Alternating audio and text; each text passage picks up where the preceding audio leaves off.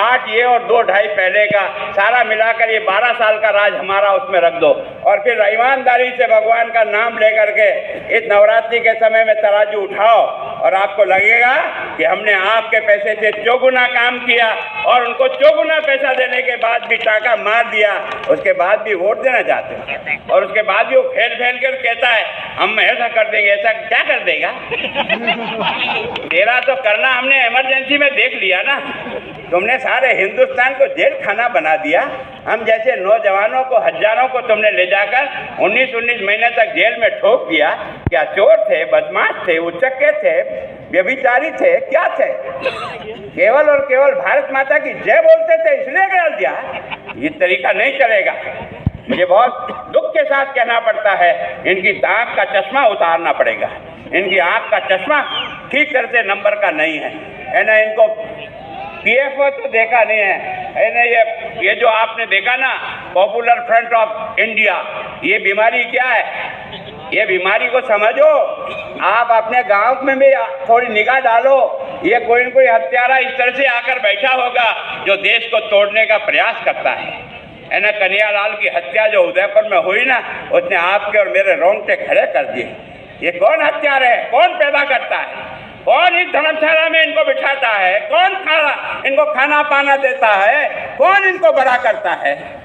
जब तक इन सारे दुष्टों को नहीं पहचानोगे, पॉपुलर फ्रंट का जुलूस निकलेगा कोटा में तो उसकी तो इजाज़त मिलेगी, और हम अगर राम रेवाड़ी निकालना चाहें तो धारा 144 लगेगी। अच्छा, ये क्या है?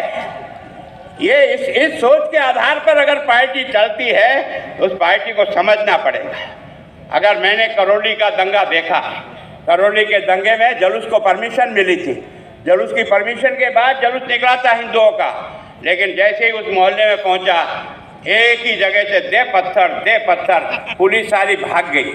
और भागने के बाद जो दुकानें जली ना राजेंद्र जी, 3 घंटे तक करौली की दुकानें जलती रही, पर पुलिस का एक बंदा आया नहीं। ये क्या तरीका है? इसको समझो।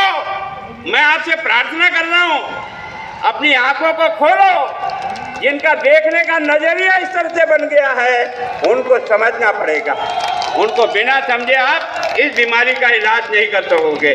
जिस प्रकार के हालात बना करके खड़े किए इन लोगों ने, है ना, हर चीज़ में से कुछ न कुछ निकालना, हर चीज़ में से।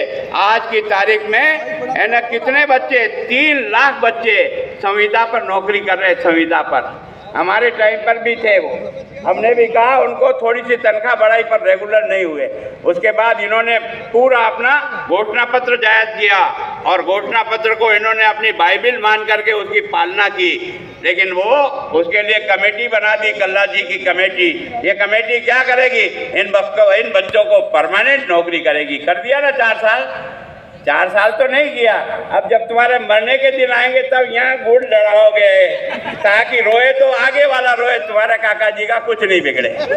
क्या तमाशा है? कैसे तुम्हारे आचरण है? वो सारा बच्चा रो रहा है आज की तारीख में।